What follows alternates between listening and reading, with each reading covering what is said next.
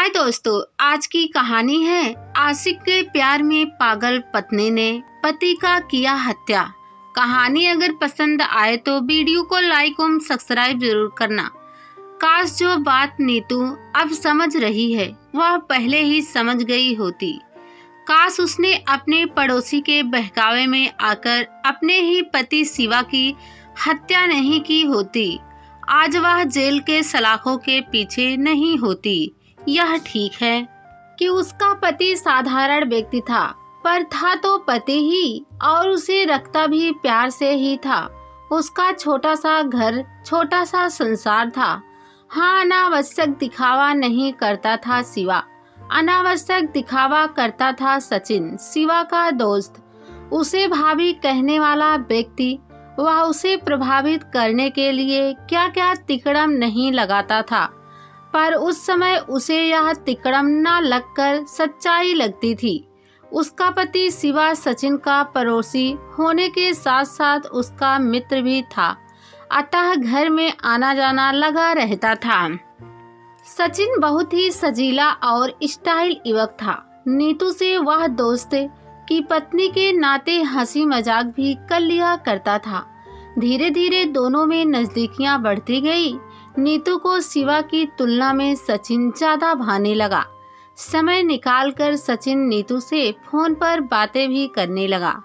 शुरू में साधारण बातें, फिर चुटकुलों का आदान प्रदान, फिर कुछ कुछ ऐसे चुटकुले जो सिर्फ काफी करीबी लोग के बीच ही होती है, फिर अतरंग बातें। शिवा को संदेह न हो इसलिए वह सारे कॉल डिटेल्स को डिलीट भी कर देती थी। सचिन का नंबर भी उसने खुशी के नाम से सेव किया था, ताकि कोई देखे तो समझे कि किसी सखी का नंबर है। सचिन ने अपने डीपी भी किसी फूल का लगा रखा था। कोई देखकर नहीं समझ सकता था कि वह किसका नंबर है। धीरे धीरे स्थिति यह हो गई कि नीतू को सचिन के अलावा कुछ भी अच्छा नहीं लगने लगा। सचिन भी उससे यही कहता था कि उसे नीतू के अलावा कोई भी अच्छा नहीं लगता। कई बार जब वह घर में अकेली होती तो सचिन को कॉल कर बुला लेती और दोनों जमकर मस्ती करते थे। घर के अधिकांश सदस्य निचले माले पर रहते थे, अतः सचिन के छत के रास्ते से आने पर किसी को भनक भी नहीं लगती थी। ना जाने कैसे शिवा को भनक लग गई। उसने नीतू से कहा, तुम जो खेल खेल रही हो उससे तुम्हें भी नुकसान है, मुझे भी और सचिन को भी। यह खेल अंत काल तक तो चल नहीं सकता। तुम चुपचाप अपना लक्षण सुधार लो। कैसी बातें कर रहे हो? सचिन तुम्हारा दोस्त है, इस नाते मैं उससे बातें कर लेती हूँ, तो इसमें तुम्हें खेल नजर आ रहा है? अगर तुम नहीं चाहते तो मैं उससे बातें नहीं करूँगी। नीतू ने प्रतिरोध किया, पर उसकी आवाज में खोखलापन था। बात आई गई तो हो गई, लेकिन इतना तय था कि अब नीतू और सचिन का मिलना जुलना असंभव नहीं तो मुश्किल जरूर हो गया था। पर नीतू सचिन के प्यार में अंधी हो चुकी थी।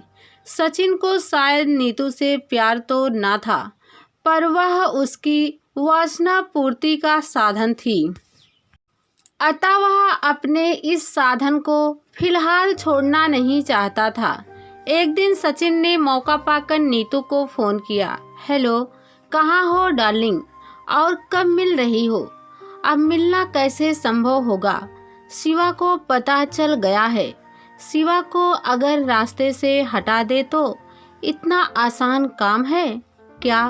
कोई फिल्मी कहानी नहीं है, यह वास्तविक जिंदगी है। आसान है अगर तुम साथ दो।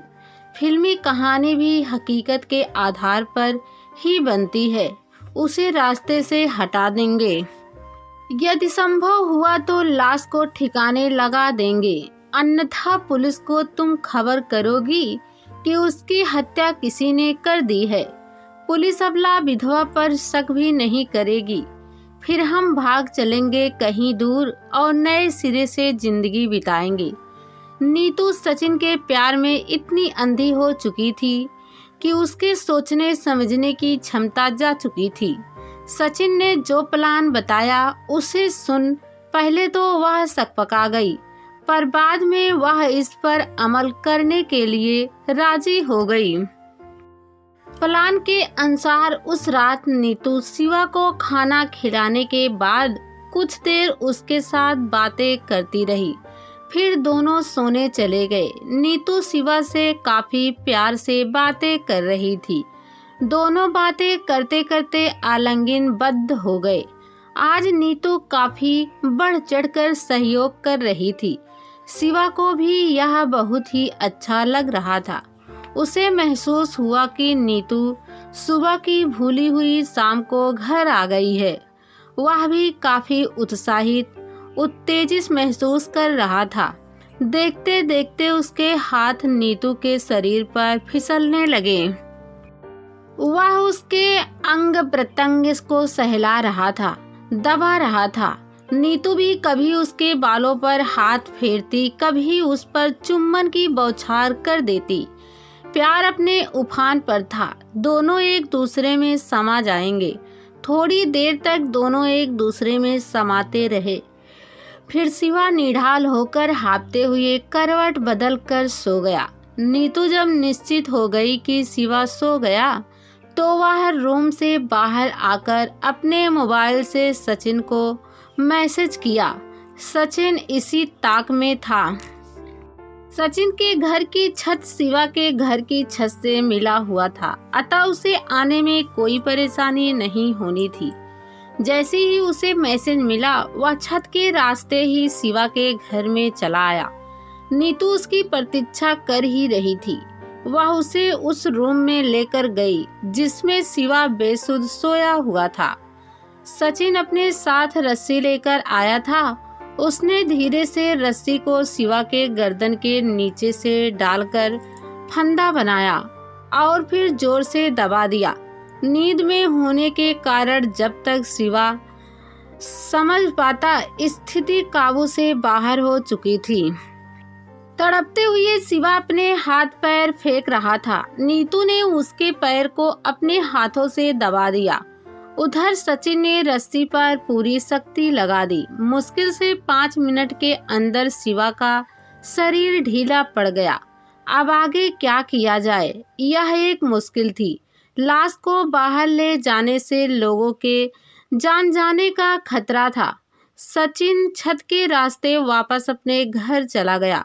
नीतू ने रोते कलपते हुए निचले माले पर सोए घर के सदस्यों को जाकर बताया कि किसी ने शिवा की हत्या कर दी है। पूरे घर में कोहराम मच गया। पुलिस को सूचना दी गई। योजना यही थी कि कुछ दिनों के बाद नीतू सचिन के साथ कहीं दूर जाकर रहने लगेगी, पर पुलिस को एक बात नहीं पच रही थी कि पत्नी के बगल में सोए पति की कोई हत्या कर जाएगा और पत्नी को पता नहीं चलेगा।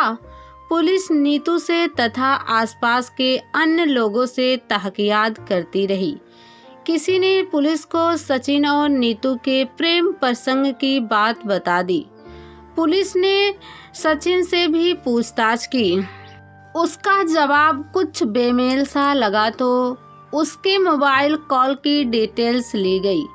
स्पष्ट हो गया कि दोनों के बीच कई हफ्तों से बातें होती रही है। कड़ी पूछताछ हुई तो नीतू टूट गई। उसने सारी बातें पुलिस को बता दी। सचिन और नीतू दोनों जेल की सलाखों के पीछे पहुंच गए। अब नीतू को एहसास हुआ कि उसने सचिन के बहकावे में आकर गलत कदम उठा लिया था। अब उनके पास पछताने के सिवा कोई चारा नहीं था।